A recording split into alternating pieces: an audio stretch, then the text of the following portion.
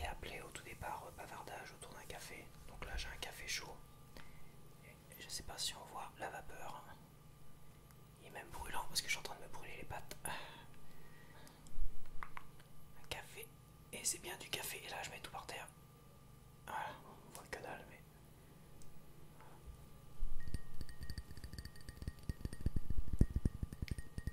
Donc là j'ai posé mon micro, je lui ai enlevé sa petite bonnette fluffy et je l'ai mis en stéréo.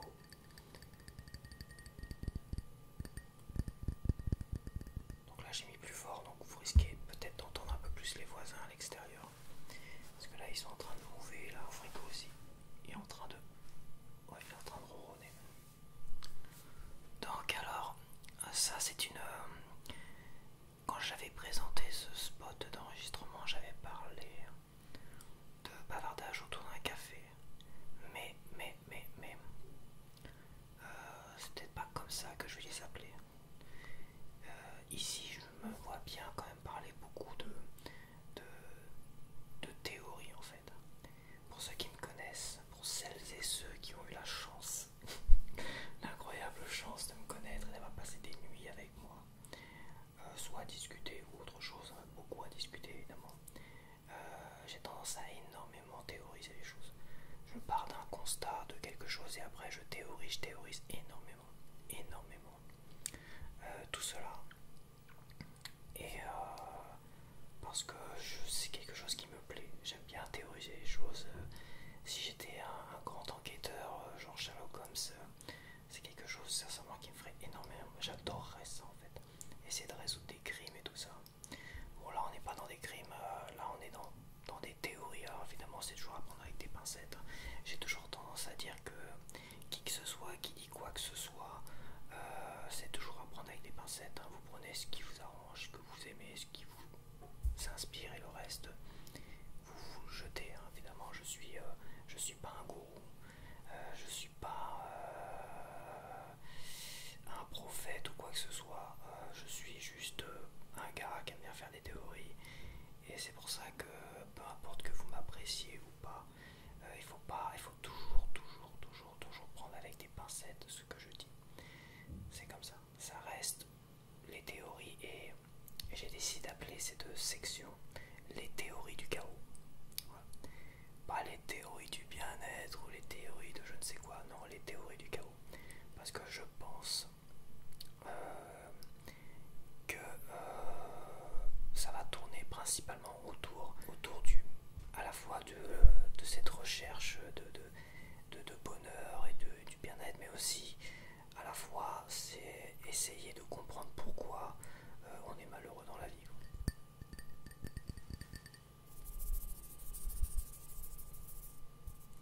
Aujourd'hui j'aimerais bien...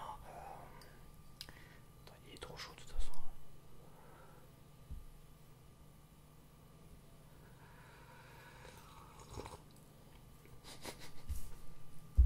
Allez, ça fait du bruit. Donc aujourd'hui j'aimerais bien, je vais me concentrer sur un sujet particulier, sur un mal-être particulier, donc un mal-être que tout le monde a. C'est la peur de l'inconnu. Voilà, la peur de l'inconnu, donc je vais vraiment blablater sur la peur de l'inconnu. En fait, la peur de l'inconnu, comment dire, pourquoi on a peur de l'inconnu? Parce qu'on a des doutes déjà pour commencer. Donc on descend d'un cran parce qu'il faut aller chercher quand même pourquoi vous avez peur de l'inconnu. Donc pourquoi on a peur de l'inconnu? Déjà parce qu'on doute énormément. On peut avoir un manque de confiance en soi, ce qui est évident parce qu'on ne sait pas trop ce qui va se passer quand on a un manque de confiance en soi, qu'on doute énormément de sa personne ou des autres qui peuvent nous faire du mal ou pas, ou nous insulter, ou nous mépriser, ou nous rabaisser. Peu importe l'événement, c'est vrai qu'il y a un certain doute sur soi et sur tout. Donc il y a, sur la peur de l'inconnu, on est vraiment déjà dans le doute. En dessous du doute, qu'est-ce qu'on a? On a les choix en fait. On a les choix et on a l'indécision. Les racines du mal de la peur de l'inconnu, c'est l'indécision. Alors, je rigole parce que c'est pas évident de théoriser quand on est tout seul. Voilà. Il faut toujours avoir quelqu'un pour répliquer derrière et avec qui bavarder. Donc c'est pas évident, mais je vais quand même essayer de faire cette vidéo. Donc pour moi, mon plus gros problème, ça a toujours été l'indécision en fait. Ça a toujours été quelque chose qui m'a posé un énorme problème. Je m'étais rendu compte en fait, au départ je croyais en tout cas, c'est quand on m'imposait quelque chose, on m'imposait un choix, j'avais beaucoup moins peur en fait. Et je pensais que j'étais le seul, que c'était peut-être un avantage, mais je me suis vite rendu compte que c'était en fait, j'avais été conditionné quasiment toute ma vie comme ça, et que tout le monde, toutes les personnes en fait ont été conditionnées comme ça, pour ne plus avoir peur des choix qu'on leur impose. Donc ça peut être, je me rappelle une anecdote justement là-dessus où quand j'étais au collège de Courseulles-sur-Mer, il y avait une conseillère d'orientation qui nous demandait qu'est-ce qu'on aimerait faire dans la vie. Mais vraiment concrètement, sérieusement, au collège on était encore un peu dans des projets entre réalisables et pas réalisables, donc on pouvait se lâcher. Donc moi clairement j'ai pas voulu lui dire que je voulais être réalisateur. En métier, bon, je voulais faire plein de choses, mais c'est vrai que je voulais être réalisateur, mais je lui ai pas dit que je voulais être réalisateur. J'ai été plus mesuré, je lui ai dit j'aimerais bien être caméraman. Je sais que bon, avant d'être réalisateur, il faut commencer par le tout début, quoi. Au moins être caméraman et monter en grade, on va dire. Fallait voir sa réaction. Comment limite si elle m'a pas elle s'est pas foutue de ma gueule quoi en fait. Ça m'a pas rionné comme si j'étais la dernière des merdes. Et en fait, et après elle a eu un discours plus mesuré, évidemment parce qu'elle a un gamin en face qui a 15 ans quoi, 14-15 ans je sais plus. Et en fait elle m'a dit mais de toute façon vous vivez en campagne, vous vivez à Courseulles-sur-Mer, enfin je vivais à Grès-sur-Mer, Grès, Courseulles, vous vivez en campagne et tout ça. À la rigueur si vous viviez à Paris, si vous aviez des connaissances, c'est faisable, c'était faisable. Sur Paris, il y avait des écoles pour ça. Et encore, c'est pas gratuit. Hein, faut avoir des parents qui sont capables de financer ces écoles-là. Donc elle était beaucoup plus mesurée. Et c'est à partir de là, je pense, dans ma vie que j'ai compris que, bon, déjà, oui, il y avait une différence de classe. Il y a une différence de classe par rapport à ceux qui vivent sur Paris et ceux qui vivent à l'extérieur de Paris. Et une classe par rapport aux richesses, en fait. Mais à partir de là, je me suis rendu compte d'une chose, c'est que il y avait cette histoire de choix, qu'il y avait des gens qui nous imposaient leurs choix. Et j'ai eu un sentiment vraiment désagréable à ce moment-là, que par exemple les élites, enfin ceux qui étaient au pouvoir, moi je les appelais pas les élites forcément à l'époque, mais qu'il y avait des gens, des chefs d'entreprise et tout ça, pour moi j'étais parti d'un constat ultra négatif, que tous les patrons finalement nous envoyaient, nous conditionnaient à ne pas choisir en fait, à subir, à se soumettre au choix des plus intelligents, des plus riches, des patrons en fait. On nous conditionnait en fait, j'avais peut-être pas ce discours précis à l'époque, mais j'avais déjà compris, j'avais ressenti quelque chose comme ça. Aujourd'hui je peux l'expliquer, qu'en fait qu'on nous conditionnait à ne plus choisir, qu'on nous conditionnait à aller vers des choix qu'on nous imposait, qu'on nous conditionnait à nous soumettre à d'autres choix et à ne plus choisir en fait, à ne plus penser par soi-même. Donc s'il y a bien un problème, je pense, dans la décision, c'est de ne pas arriver à penser par soi-même. Donc c'est vrai que cette époque-là, déjà ça commençait à germer cette histoire. Et c'est vrai que quand on est jeune, on ne choisit pas, c'est les parents qui choisissent pour nous, les conseillers ou conseillères d'orientation qui choisissent pour nous. Et après quand tu rentres dans le monde du travail, c'est les patrons, les petits chefs qui choisissent pour toi. Et à un moment donné, t'es bon en maths, tu vas faire ça, t'es bon en français, tu vas faire ça. Donc on te choisit, pendant longtemps on a choisi pour moi et je le savais. Et c'est vrai qu'à un moment donné, je me dis, moi à un moment donné, quand je sais pas trop quoi faire et qu'on m'oblige à faire quelque chose, ça me convient parfaitement, je suis content et j'ai pas du tout peur. J'ai pas du tout peur de l'inconnu. parce qu'on m'obligeait à faire quelque chose. Et en fait, j'ai été conditionné toute ma vie à cela. J'ai été conditionné toute ma vie à ne pas avoir peur quand on faisait un choix pour moi. C'est comme ça. Et si je faisais un choix personnel, et ben là tout de suite il y a la peur et le doute qui rentrait dans le jeu, qui rentrait en jeu.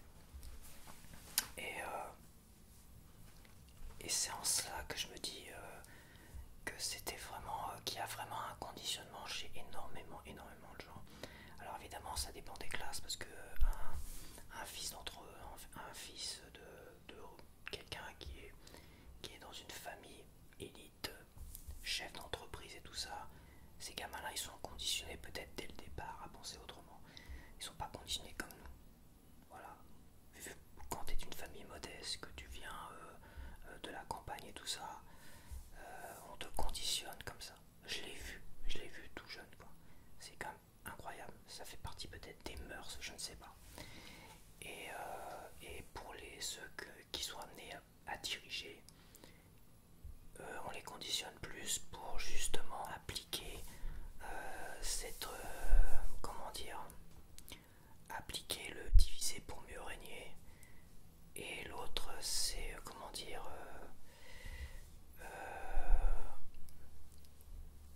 jouer sur les peurs en fait. Jouer sur les peurs. J'aime pas parler politique sur ma chaîne, j'ai pas envie de parler politique sur ma chaîne, mais je pense que ces dernières années on a tous vu comment le gouvernement actuel a joué énormément sur les peurs pour s'imposer par rapport au Covid-19 et le vaccin. Il a joué énormément sur les peurs pour s'imposer. Et bah ça, toute votre vie ça a été comme ça. On a joué sur vos peurs pour que vous ne puissiez pas décider par vous-même. Car quand vous décidez par vous-même, vous avez peur. Vous commencez à douter. Et évidemment, vous allez toujours vers une sorte de forme de facilité où des gens, vous laissez d'autres gens décider pour vous. Et aujourd'hui, c'est ironique parce qu'aujourd'hui, on est vraiment dans une période d'élection où les gens s'agitent de tous côtés comme si c'était la fin du monde, quoi. Alors que c'est pas la fin du monde, hein, mais on joue énormément sur les peurs aujourd'hui. Le pire ennemi de l'indécision, je vais pas essayer de faire trop longtemps là-dessus non plus.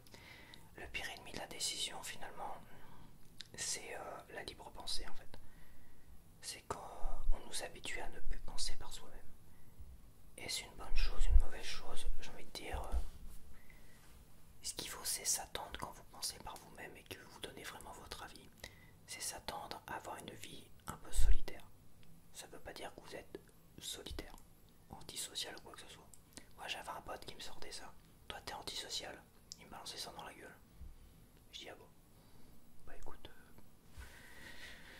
Et il me sortait ça assez méchamment alors que ce gars-là il était toujours en train de déprimer, machin, gna gna gna, il était mal dans sa peau. Et dès qu'il venait me voir, c'était souvent par intérêt parce que j'ai toujours été une bonne oreille. J'ai toujours été une épaule pour pleurer moi, au moins pour ce gars-là.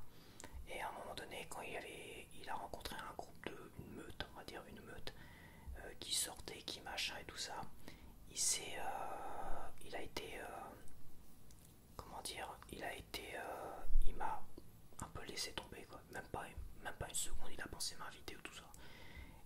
En disant ouais mais toi t'es antisocial donc ça sert à rien que je t'invite. Et il a fréquenté cette meute là. Il avait une nana à l'époque. À un moment donné, il a rompu, enfin il s'est séparé de cette fille-là, et cette fille-là est sortie avec un autre gars de cette meute-là, le gars qui était, on va dire, le leader de cette meute-là. Et il s'est retrouvé rejeté et jeté par cette meute-là. Et sa nana, bah, elle s'est cassée avec le gars et tout ça. Il s'est fait humilier. Je vais même pas vous dire les détails. Mais c'est des détails un peu très très glauques. Il s'est fait rabaisser, humilier d'une force et un point sur certaines choses. Ça m'a fait presque mal au cœur, mais d'une certaine manière, son problème à lui, c'est qu'il a tendance à aller vers les gens par intérêt. Il le sait. Toi, au moins il a la franchise de le dire. Je vais vers les gens par intérêt. Il le sait, je le sais, il n'y a pas de souci tout ça. Mais après, le karma l'a vite rattrapé et l'a vite calmé.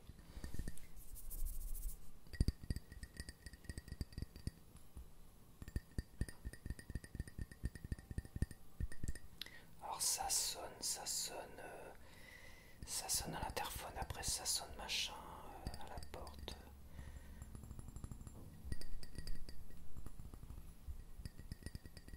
C'est vrai que j'ai mis plus fort. Pour le poser là, je l'ai mis plus fort, donc on risque d'entendre beaucoup plus de choses. Bon, c'est pas grave. Donc, maintenant que j'ai développé cette théorie-là, c'est vrai que j'avais déjà réfléchi. Hein. Rien que d'avoir eu l'idée tout à l'heure ce matin, j'ai énormément cogité sur le sujet ce matin, quand j'ai été faire du vélo et tout ça. J'ai énormément cogité là-dessus. Et en fait, comment régler ce chaos qui est la peur, on est conditionné. Donc, si je récapitule, la plupart des gens ils sont conditionnés par rapport à leur classe sociale, conditionnés pour avoir peur de choisir. Voilà. Et c'est pour ça que beaucoup de gens souffrent d'indécision comme moi. Moi, ça serait mon pire défaut aujourd'hui. Je pense pas que je manque de confiance en moi aujourd'hui. Je pense pas que... Bon, il y a des hauts, il y a des bas, évidemment. Mais je pense que mon pire défaut aujourd'hui, c'est l'indécision. C'est effroyable. Je fais un vrai blocage là-dessus. Et c'est pour ça que j'ai voulu commencer par la théorie du chaos sur l'indécision. Voilà, c'est pour beaucoup, ils connaissent plus la peur de l'inconnu, mais la peur de l'inconnu n'est qu'une incidence, une conséquence de l'indécision et du fait qu'on nous oblige à ne pas choisir en fait. On nous impose des choix parce que ça nous fait moins peur. Peur, c'est beaucoup plus agréable qu'on choisisse pour nous en fait. Et c'est vrai que quand on doit faire un choix nous-mêmes, déjà on est confronté quand on fait un choix nous-mêmes. Imagine un choix de vie par exemple, où personne nous soutient. Je veux devenir écrivain, bon je vais peut-être pas prendre mon exemple, je veux devenir musicien et t'as pas une personne qui te soutient. Pas une personne. Donc déjà, et il y en a qui te disent tout le contraire, ouais mais attention, tu vas pas y arriver, c'est trop dur, c'est machin, tout ça. Donc déjà il y a un discours très négatif derrière, tu vois que tu es le seul à faire ce choix là. Et ben je peux t'expliquer que là tu vas vraiment vivre dans la peur. Ça va être constamment la peur d'avoir fait finalement le mauvais choix, d'avoir perdu des années à faire cela. Et t'es tiré tellement par le bas que le chemin est énormément difficile. Car psychologiquement ça va pas. Et c'est compliqué. Franchement c'est compliqué, tu vis dans une forme de peur et c'est pas agréable du tout. Et à un moment donné tu arrêtes tout, tu abandonnes tout et tu te dis bon je vais faire ça, je vais faire une vie normale, je vais aller faire un boulot normal, puis je vais suivre le troupeau de moutons quoi. Parce que ça fait moins peur, c'est beaucoup plus agréable. Et tu vas voir qu'à un moment donné, si tu es dans ce cas de figure là, tu seras happé finalement par cette douceur du fait de ne plus avoir peur de choisir.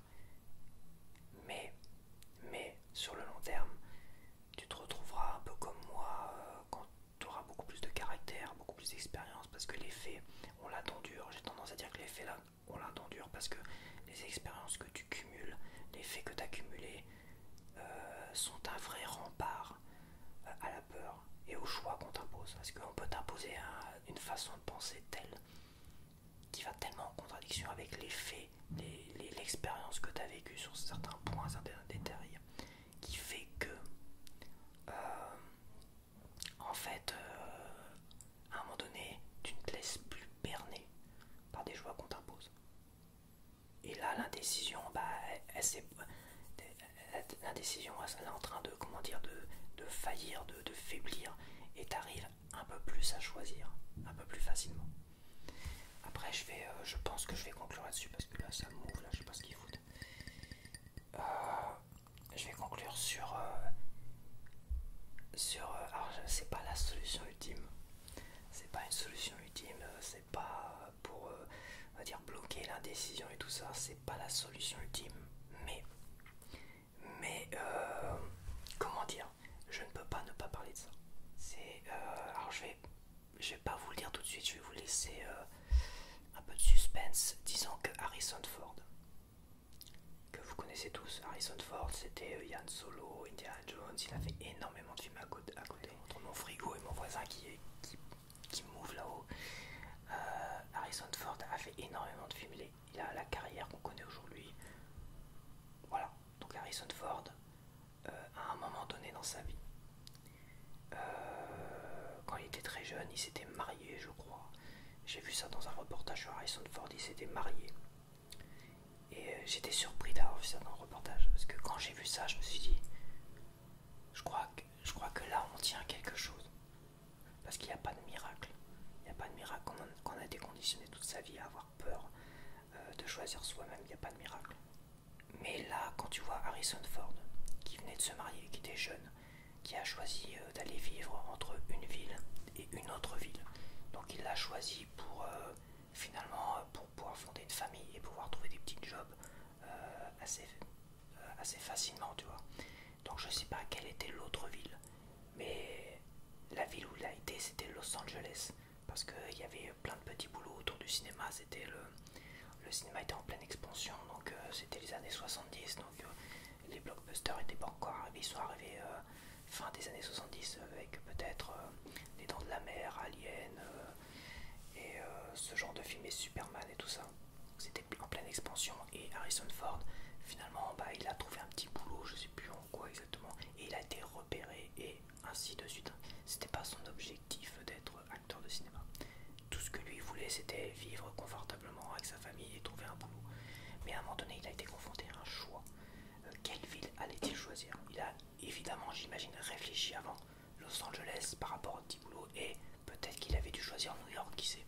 Ou peut-être qu'il vivait proche de la Californie et il a hésité entre Los Angeles et San Francisco. Alors à vérifier, parce que dans le reportage ils n'ont pas donné trop de détails. Mais disons qu'il a hésité peut-être entre New York et la Californie, et il a bien réfléchi à la question, mais il ne savait pas à un moment donné où il allait vivre. Donc il s'est retrouvé à une forme d'indécision. Et il a décidé de choisir à pile ou face. Il a tiré une pièce à pile ou face. Et la pièce a choisi Los Angeles. Et il a été à Los Angeles. Donc c'est le hasard. C'est le pile ou face qu'il a d'une certaine manière choisi pour lui. C'est le hasard qui a choisi pour lui. Il l'a pas choisi. Le hasard a choisi pour lui et lui l'a fait. Très bien, on y va. Voilà. Et il a eu beaucoup moins peur. Vu que c'est pas lui qui a choisi et qu'il a laissé le hasard choisir pour lui, il a eu beaucoup moins peur. Enfin, j'imagine qu'il a eu beaucoup moins peur parce que j'ai testé cette théorie du pile ou face sur des choix en fait.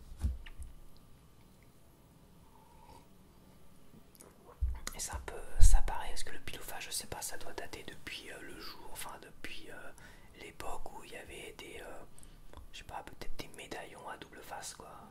Ça doit dater depuis l'existence de, je sais pas, peut-être de Cro-Magnon, je ne sais pas.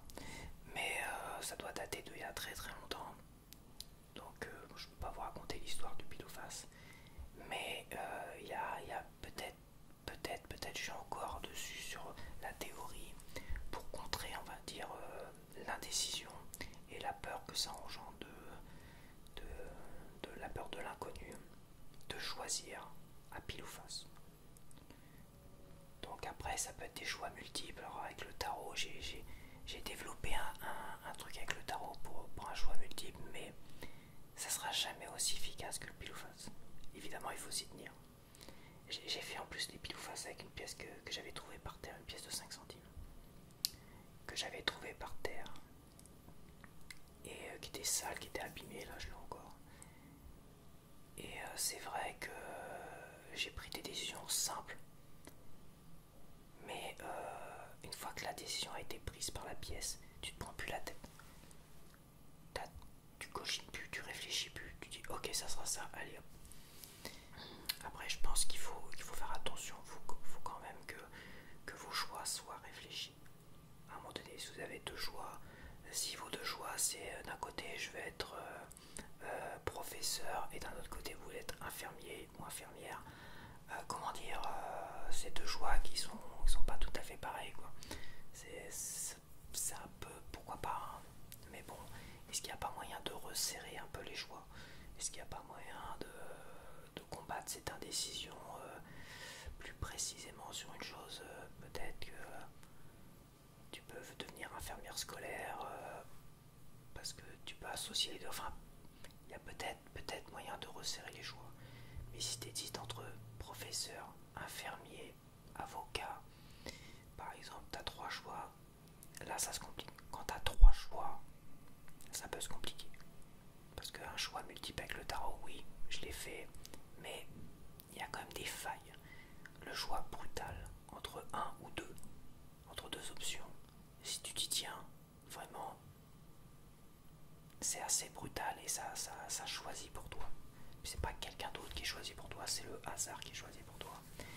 Et quand le choix est vraiment très très fin, très resserré, c'est peut-être essayer quand même d'avoir une vraie réflexion sur ses choix, resserrer parfaitement ses choix, et à un moment donné, pile ou face, pas. Allez, c'est bon, je me prends plus la tête avec ça.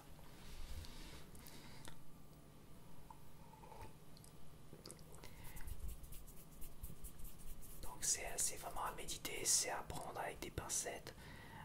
Vous savez, moi je suis encore beaucoup, parfois encore dans l'indécision sur certaines choses. J'essaie de beaucoup réfléchir, et même quand je réfléchis, même quand j'ai affiné mes réflexions, j'ai toujours une hésitation, toujours un doute, mais c'est pas la peur.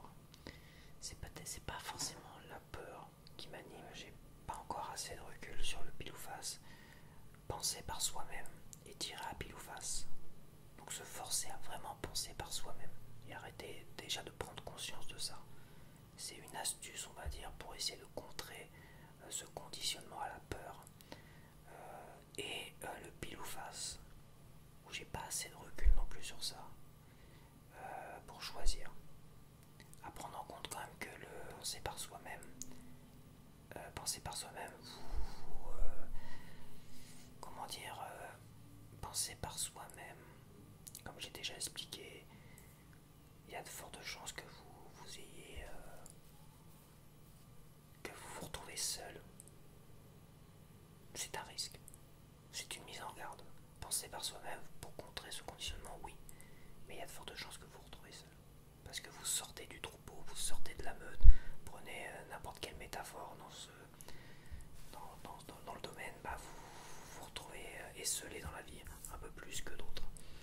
À moins de rencontrer vraiment des personnes qui pensent exactement comme vous, surtout choyez-les bien parce que ces personnes-là, gardez vraiment auprès de soi à vie, quoi. Parce que des personnes qui pensent comme vous, qui sont sur la même longueur d'onde, c'est quand même